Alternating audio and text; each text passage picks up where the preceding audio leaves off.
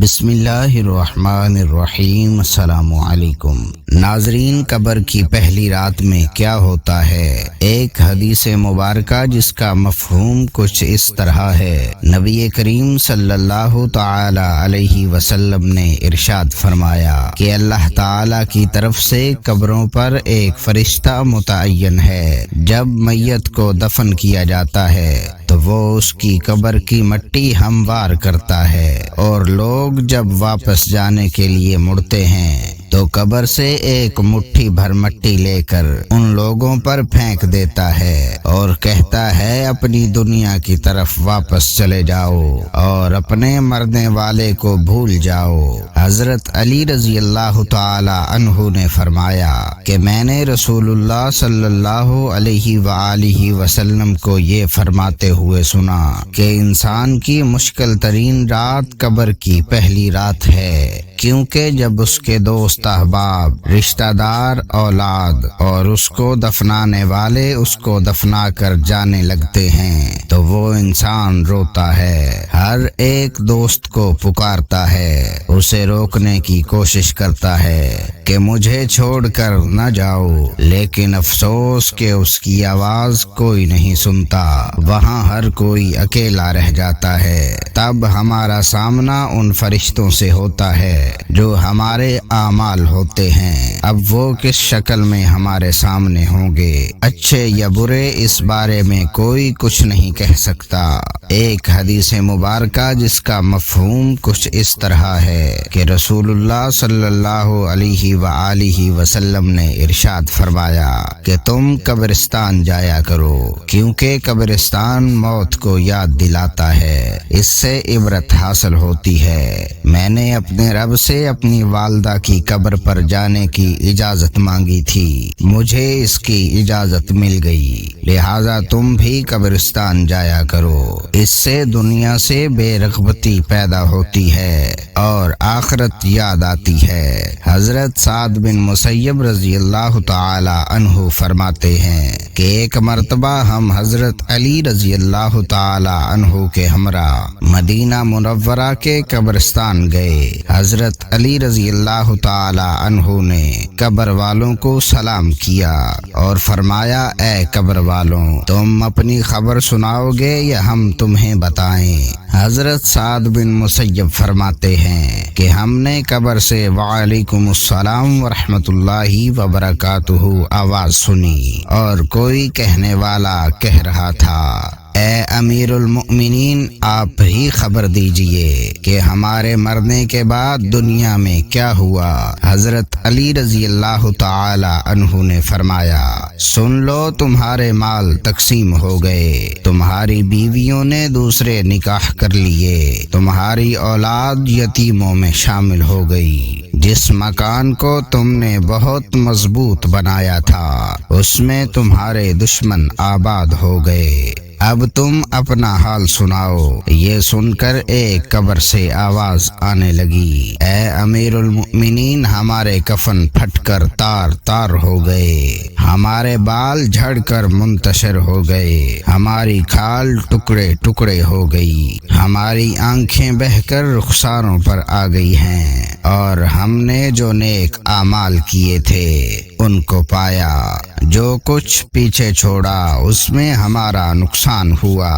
جب مردے کو قبر میں رکھا جاتا ہے تو اس کی نماز اس کے دائیں طرف آ کر کھڑی ہو جاتی ہے، روزہ بائیں طرف کھڑا ہو جاتا ہے، قرآن مجید کی تلاوت اور اللہ کا ذکر سر کی طرف آ کر کھڑے ہو جاتے ہیں، اور جماعت کے ساتھ نماز پڑھنے کو جو قدم چلے ہیں وہ پاؤں کی طرف کھڑے ہو جاتے ہیں۔ اس کا عذاب اس قبر میں اپنی گردن نکالتا ہے اور مردہ تک پہنچنا چاہتا ہے، اگر وہ دائیں طرف سے آتا ہے تو اس کو نماز کہتی ہے۔ خدا کی قسم، یہ شخص دنیا میں بہت مشقت اور مصیبت اٹھاتا رہا، ابھی ذرا آرام سے سویا ہے، پھر عذاب بائیں طرف سے آنا چاہتا ہے تو روزہ اسی طرح اس کو ہٹا دیتا ہے، پھر وہ سر کی طرف سے آتا ہے تو تلاوت قرآن پاک اور ذکر الہی اس کو روک دیتے ہیں، ادھر تیرا راستہ نہیں۔ غرض یہ سن کر وہ جس طرح سے بھی آنا چاہتا ہے اس کو راستہ نہیں ملتا، اس واسطے کہ اللہ تعالیٰ کے اس دوست کو عبادتوں نے اپنی زندگی میں دنیا کے اندر رہ کر کی تھی، لہذا وہ عذاب عاجز اور کمزور ہو کر واپس چلا جاتا ہے، اور اس کے بعد صبر جو ایک کونے میں کھڑا ہوتا ہے وہ ان عبادتوں سے کہتا ہے کہ میں تو اس انتظار میں تھا کہ اگر کسی طرف سے عبادت میں کچھ کمزوری ہو تو میں اس کی طرف سے ہمدردی کروں گا، مگر الحمدللہ تم نے ہی مل کر اس کو دفع کر دیا، لہذا اب میں اعمال تولنے کے ترازو میں اس کے کام آؤں گا۔ قبر میں دو فرشتے جن کو منکر و نکیر کہا جاتا ہے آتے ہیں، جن کی آنکھیں بجلی کی طرح چمکتی ہیں اور آواز بادل کی گرج کی طرح ہوتی ہے، ان کے دانت گائے کے سینگوں کی طرح باہر کو نکلے ہوتے ہیں، ان کے منہ سے آگ کی لپٹیں نکلتی ہیں، بال اتنے بڑے کہ پاؤں تک لٹکتے ہوتے ہیں، ان کے ایک کاندھے سے دوسرے کاندھے تک اتنا فاصلہ کہ کئی دن چل کر ختم ہو،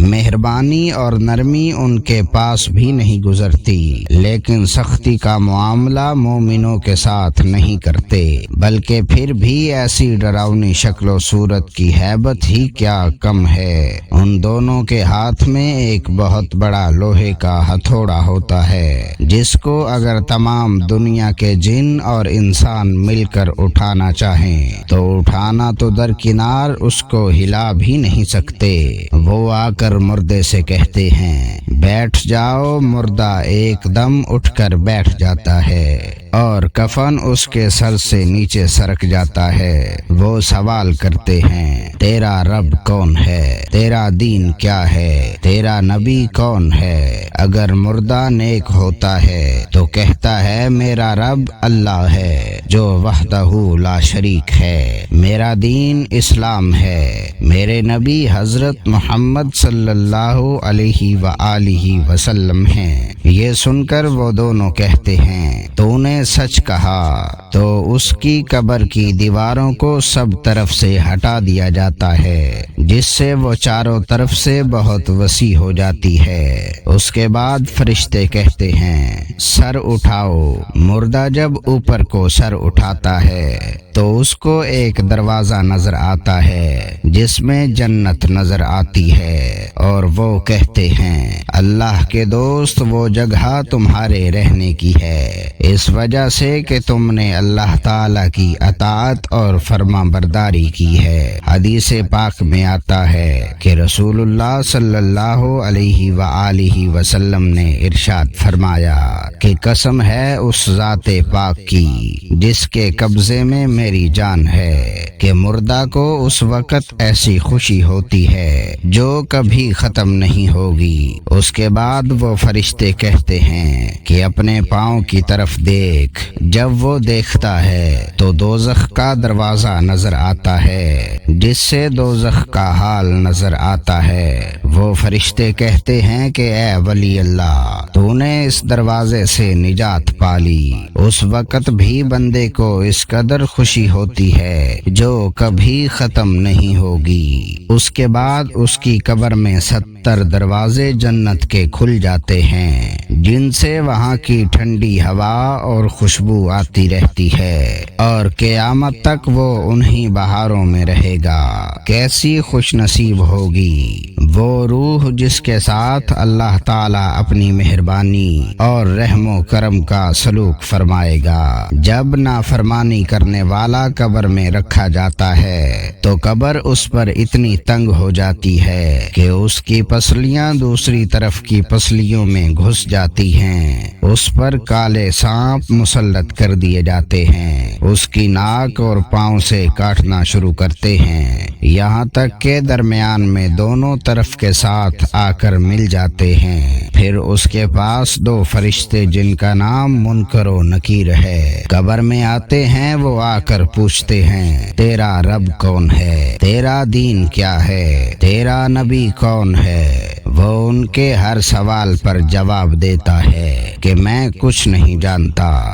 اس کے اس قدر زور سے مارتے ہیں کہ اس کی بعض کی چنگاریاں قبر میں پھیل جاتی ہیں۔ اس کے بعد اس کو کہتے ہیں کہ اوپر دیکھ۔ وہ اوپر کی طرف جنت کا دروازہ دیکھتا ہے، جنت کے باغ و بہار وہاں نظر آتی ہے۔ فرشتے اس نافرمان سے کہتے ہیں کہ اللہ کے دشمن اور نافرمان، اگر دنیا میں تو اللہ تعالی کی اطاعت اور فرما برداری کرتا تو یہ تیرا ٹھکانہ ہوتا۔